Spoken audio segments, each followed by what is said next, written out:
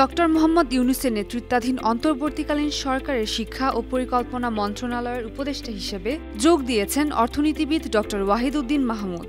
এর আগে ১৯৯৬ সালে তত্ত্বাবধায়ক সরকারের অর্থ ও পরিকল্পনা মন্ত্রণালয়ের দায়িত্ব পালন করেছেন তিনি। অর্থনীতিবিদ ওয়াহিদ উদ্দিন মাহমুদ ১৯৪৮ সালের ১ জুলাই নোয়াখালীতে জন্মগ্রহণ করেন।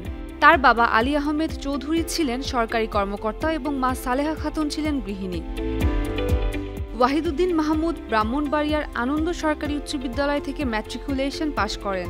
এরপর ঢাকা বিশ্ববিদ্যালয়ে অর্থনীতি বিভাগ থেকে প্রথম শ্রেণীতে প্রথম স্থান অধিকার করে বিএ অনার্স ডিগ্রি অর্জন করেন। তিনি ক্যামব্রিজ বিশ্ববিদ্যালয় থেকে অর্থনীতিতে পিএইচডি ডিগ্রি অর্জন করেন। ঢাকা বিশ্ববিদ্যালয়ে অর্থনীতি বিভাগের শিক্ষক হিসেবে যোগদানের পরে ১৯৮৪ সালে অধ্যাপক হিসেবে পদোন্নতি লাভ করেন।